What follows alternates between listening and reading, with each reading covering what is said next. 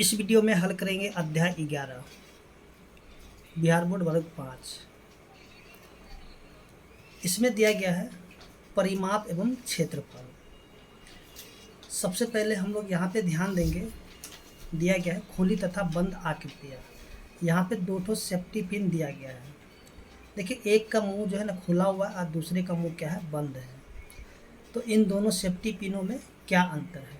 इनमें से एक खुला है तथा दूसरा बंद है, यानी कि यहाँ पे जो है प्रश्न पूछा गया है और इसका उत्तर यहाँ पे फिर दिया गया है। यानी कि एक का मुंह खुला हुआ है और एक का मुंह क्या है, बंद है। तो इसमें से हम कहें एक खुला है तथा दूसरा बंद है।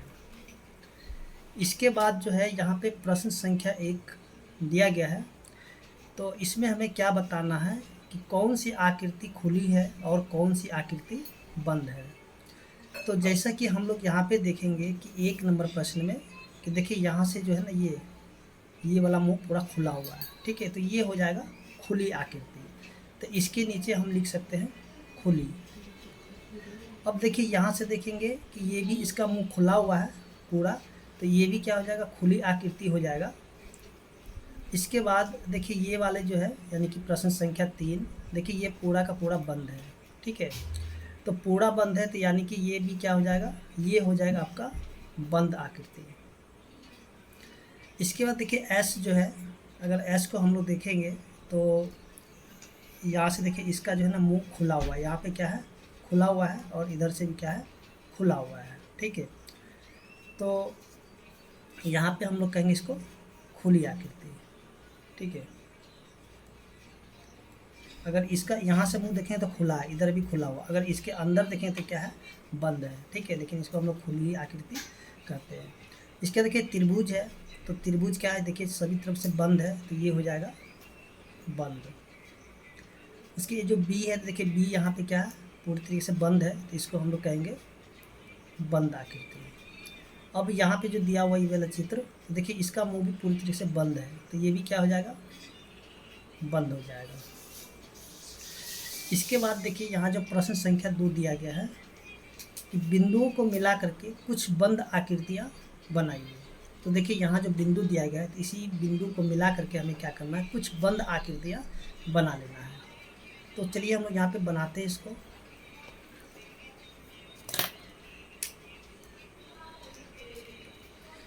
तो सबसे पहले हम लोग एक आकृति बनाते हैं जो कि बंद होगा।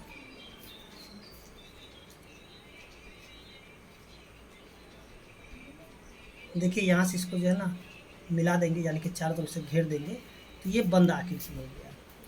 उसके बाद हम लोग क्या करते हैं कि एक त्रिभुज भी बना लेते हैं, यहाँ से सभी बिंदु को मिला करके।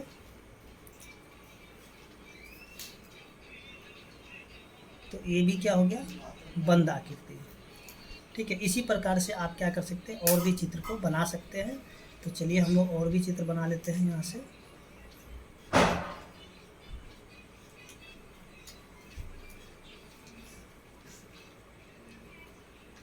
तो ये भी क्या हो गया, बंद आकृति। तो इसी प्रकार से आपको क्या करना है, कुछ चित्र में बना देना जो कि उसका मुंह जो होना चाहिए बंद होना चाहिए, ठीक है। अब देखिए यहाँ पे जो इसका परिभाषा दिया गया है, वे आकृतियाँ जिनमें प्रारंभिक और अंतिम बिंदु एक ही होता है, वैसी आकृति को हम लोग कहेंगे बंद आकृतियाँ, ठीक है। अब वैसी आकृतियाँ जिनमें प्रारंभिक और अंतिम बिंदु अलग अलग होते हैं, उसे कहेंगे खुली आकृतियाँ।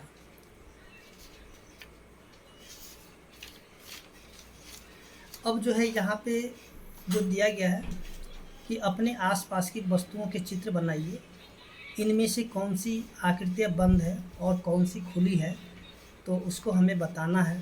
तो चलिए हम लोग क्या करते हैं, कुछ आकृतियाँ बना लेते हैं। सबसे पहले मान लीजिए कि हम लोग एक गेंद बना लेते हैं, ठीक है। एक गेंद हो गया। देखिए गेंद क्या है, बंद आकृति। अगर हम लोग एक गिलास बना लेते हैं, देखिए गिलास का मुंह जो है खुला हुआ है, ठीक है। तो ये क्या हो जाएगा, खुली आकृति। इसी प्रकार से हम लोग क्या करेंगे, अगर यहाँ से एक चांद बना लेते हैं,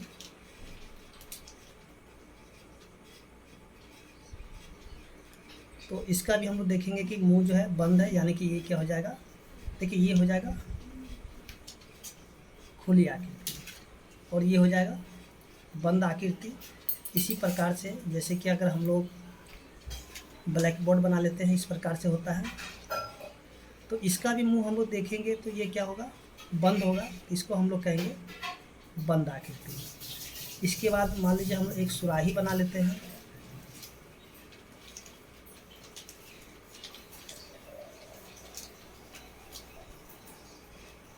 देखिए यहाँ से इसका मुंह खुला हुआ है, इसलिए ये हो जाएगा, खुली आकृति हो जाएगा।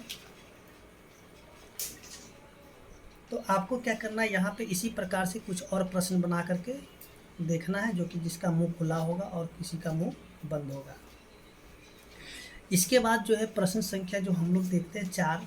देखिए 4 में दिया है कि माचिस की कुछ तीलियाँ या फिर कुछ तिनके लेकर के 5 बंद तथा 5 खुली आकृतियाँ बनाइए।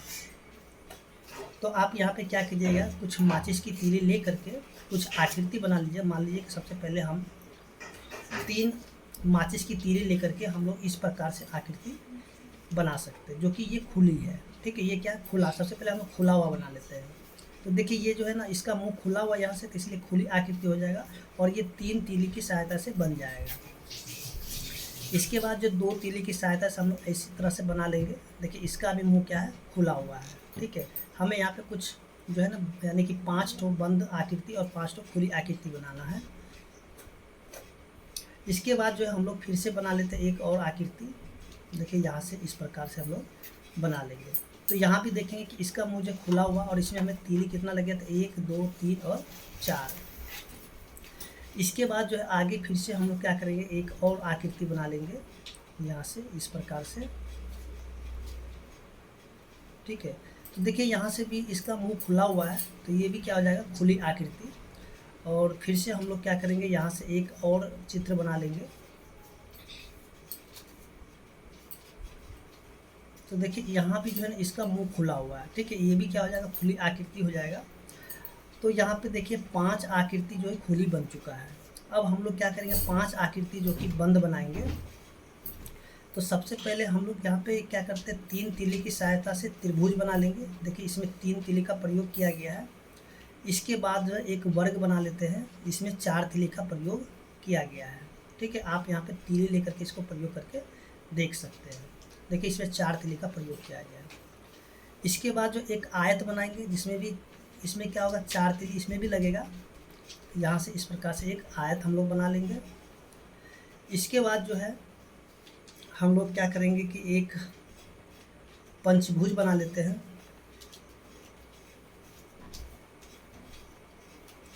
तो 1 2 3 4, ठीक है। और यहाँ से इसको बंद कर देंगे तो हो जाएगा 5, यानी कि 5 तीली की सहायता से जो है एक पंचभुज बन गया है।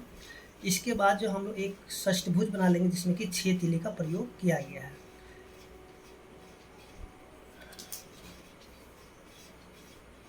देखिए यहाँ से जो एक तीली, दूसरा तीली, तीसरा तीली, चौथा, फिर से ये 5वां और ये 6ठा, यानी कि 6 तीली का प्रयोग करके हम लोग एक क्या करेंगे, षष्ठभुज बना लेंगे, ठीक है। तो इस तरह से हम लोग क्या करेंगे कि माचिस की तीलियों की सहायता से या फिर तिनके की सहायता से इस प्रकार की जो खुली और बंद आकृति बना सकते हैं। अब जो हम लोग यहाँ पे देखते हैं, जैसे कि यहाँ पे परिमाप दिया गया है, ठीक है। परिमाप किसे कहेंगे, यानी किसी बंद आकृति की घेरे की माप ही उस आकृति का परिमाप होता है। जैसे कि यहाँ पे अगर हम लोग देखते हैं, ठीक है, यहाँ पे त्रिभुज है और ये क्या है आपका पंचभुज हो गया, ठीक है। ये चतुर्भुज है और ये भी चतुर्भुज, यानी कि वर्ग है, और ये भी ये आयत है, ठीक है। तो इसमें जो है यानी कि इसका परिमाप क्या होगा, जैसे कि हम लोग अगर इस भुजा को देखते हैं, इस भुजा को, यानी कि इसमें कितने भुजा है, तो 1 2 3, तो इस तीनों भुजा का अगर हम लोग योग कर देते हैं, जैसे मान लीजिए कि यहाँ पे जो है ना, यहाँ पे दे दिया 5 सेंटीमीटर, ये दे दिया 4 सेंटीमीटर और ये दे दिया 6 सेंटीमीटर, ठीक है। तो इन तीनों को जब हम लोग जोड़ देंगे ना, तो वही इसका परिमाप कहलाएगा, ठीक है। 5 4 6 को जब हम लोग जोड़ देंगे तो उसे ही हम लोग क्या कहेंगे, परिमाप कहेंगे। तो जैसा कि यहाँ पे देख, किसी बंद आकृति के घेरे की माप ही उस आकृति का परिमाप होता है। और देखिए यहाँ से भी जो होगा ना, यानी कि इन सभी को अगर इसका जो भी माप दिया रहेगा, तो इन सभी को अगर हम लोग जोड़ देंगे तो क्या होगा, वही इसका परिमाप कहलाएगा।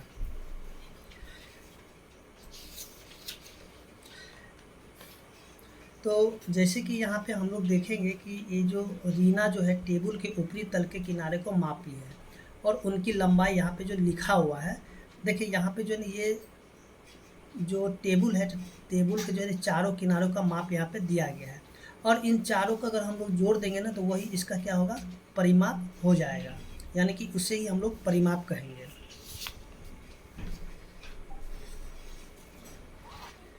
तो चलिए हम लोग यहाँ पे जो देखते हैं कुछ प्रश्न दिया गया है, जैसे कि हम लोग यहाँ पे देखेंगे अभ्यास 1 में प्रत्येक आकृति का परिमाप ज्ञात कीजिए। तो चलिए हम लोग क्या करते हैं, सबसे पहले इस जो यानी कि आकृति दिया है इसका हम लोग परिमाप निकालेंगे।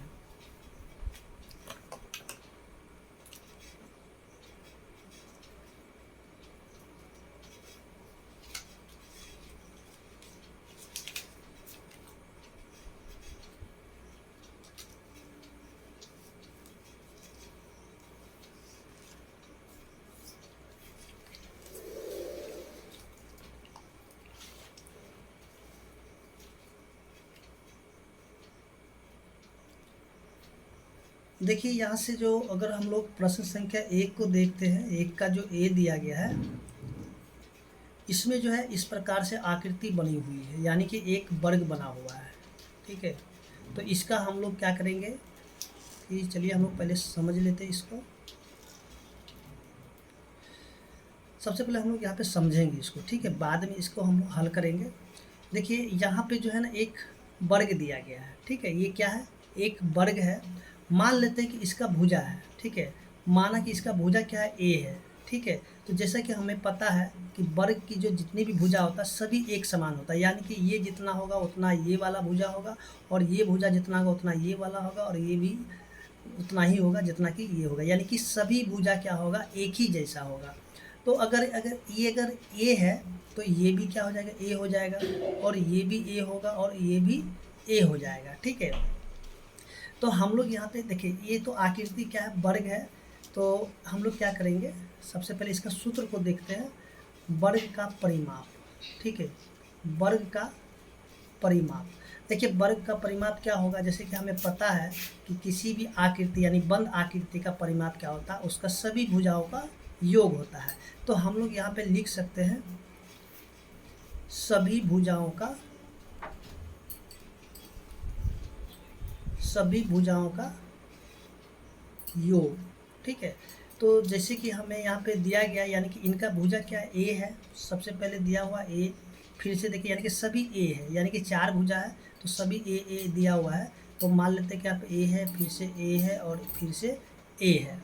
तो यहाँ पे हम लोग क्या देखेंगे कि देखिए यहाँ पे कितना ए है, तो 1 2 3 4, तो यानी कि 4 ए हो गया, ठीक है। तो यही इसका सूत्र हो जाएगा, यानी कि वर्ग का परिमाप क्या हो जाएगा, 4 ए, ठीक है, यानी फिर 4 गुना में भुजा। अच्छा ए क्या होता है, देखिए ए जो यहाँ पे ए क्या होगा, भुजा होगा, ठीक है, ए क्या होगा, ए हो जाएगा भुजा।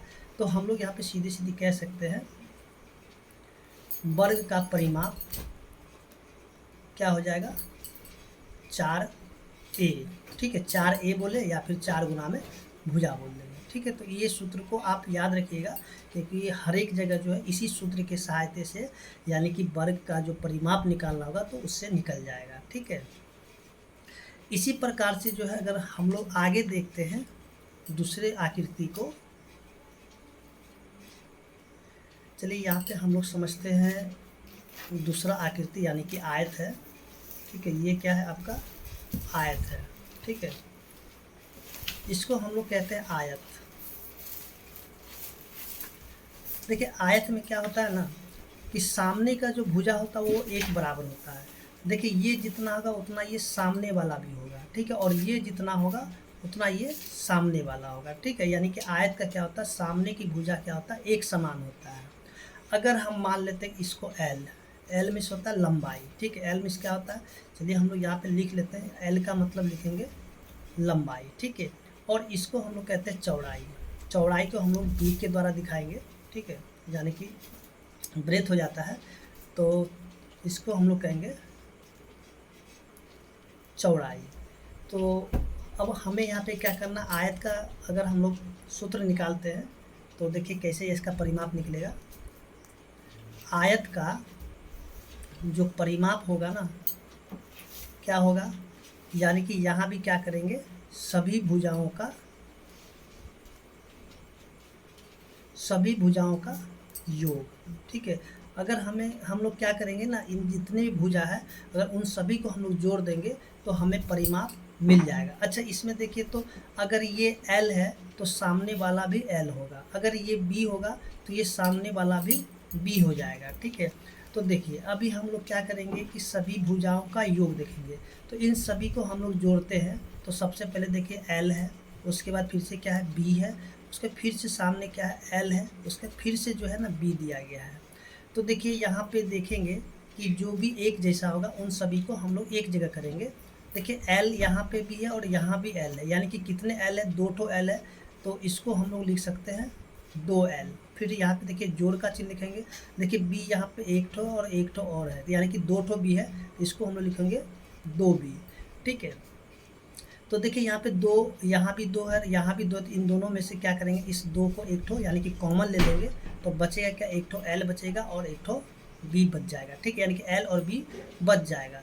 तो हम लोग यहाँ पे कह सकते हैं कि आयत का परिमाप का जो सूत्र होगा, आयत का परिमाप का सूत्र क्या हो जाएगा, यानी कि 2 गुना में लंबाई जोड़ में चौड़ाई, ठीक है। L प्लस B, L क्या होगा लंबाई, अब B क्या होगा चौड़ाई। तो इसी सूत्र के माध्यम से हम क्या करेंगे, जितने भी आयत होगा तो उन सभी का हम लोग जो है ना परिमाप निकाल सकते हैं। इसके बाद देखिए अब त्रिभुज दिया हुआ है, तो देखिए त्रिभुज में भी क्या होगा ना, इसी तरीके से हम लोग क्या करेंगे, देखिए त्रिभुज जो होता है 3 प्रकार के होते हैं, तो 3 प्रकार में क्या होगा कि सभी का अलग अलग सूत्र बनेगा। तो इसमें हम लोग सीधे क्या करेंगे कि जितनी भी जो यानी कि भुजा होगा त्रिभुज का, उन सभी का योग जो है ना वो परिमाप के बराबर होता है। तो इसलिए हम लोग यहाँ पे देखते हैं सबसे पहले समबाहु त्रिभुज का, समबाहु त्रिभुज। देखिए समबाहु त्रिभुज में क्या होगा, तीनों भुजा एक ही जैसा होगा, ठीक है। समबाहु त्रिभुज में क्या होगा, तीनों भुजा एक ही जैसा होगा, ठीक है। तो देखिए जैसे कि मान लेते हैं अगर ये वाला A है तो ये भी A हो जाएगा और ये भी A होगा, क्योंकि तीनों भुजा एक ही समान, इसका नाम है सम, सम माने समान, ठीक है, बाहु माने भुजा, ठीक है, यानी कि इसका सभी भुजा एक ही समान होगा, उसे हम लोग कहेंगे समबाहु त्रिभुज। तो इसका अगर हमें परिमाप निकालना होगा, ठीक है, परिमाप अगर हम लोग निकालेंगे तो यहाँ भी क्या हो जाएगा, सभी भुजाओं का योग, सभी भुजाओं का योग। देखिए सभी भुजाओं का योग, तो यहाँ पे हम लोग देखेंगे कि 3 ठो भुजा यानी कि समान है, यानी कि A प्लस में A प्लस में A, यानी कि A हो जाएगा 3A, ठीक है। तो परिमाप क्या हो जाएगा, यानी कि समबाहु त्रिभुज का परिमाप होगा 3A या फिर 3 गुना में भुजा। A यहाँ पे क्या हो जाएगा, देखिए A हो जाएगा इसका भुजा, ठीक है, यानी कि 3A लिख दे या फिर 3 गुना में भुजा लिख ले। इसके बाद जो होता है एक समद्विबाहु त्रिभुज, समद्विबाहु त्रिभुज। देखिए इसका नाम से ही पता चल रहा, सम माने समान और द्वि माने था 2, कहता जिसके 2 भुजा एक समान होगा उससे ही हम लोग कहेंगे समद्विबाहु त्रिभुज। तो चलिए हम लोग यहाँ पे देखते समद्विबाहु त्रिभुज। जैसे कि मान लेते ए और ये भुजा दोनों एक समान है, यानी कि ये इसको मान लेते ए और इसको मान लेते ए, ठीक है, और ये हो जाता है बी, यानी कि जो समान भुजा होगा ना, समान भुजा, उसको हम लोग ए के द्वारा दिखाते हैं, और जो असमान भुजा होगा उसको जो हम लोग क्या करेंगे कि बी के द्वारा दिखा देंगे, ठीक है। अगर हम लोग को निकालना होगा समद्विबाहु त्रिभुज का परिमाप, तो इसके लिए हम क्या करेंगे, सभी भुजाओं का योग कर लेंगे, यानी कि सभी भुजाओं का योग। और आपको किसी भी त्रिभुज का निकालना होगा परिमाप, तो आपको जो इसी प्रकार से यानी कि सभी भुजाओं को जोड़ देना होगा।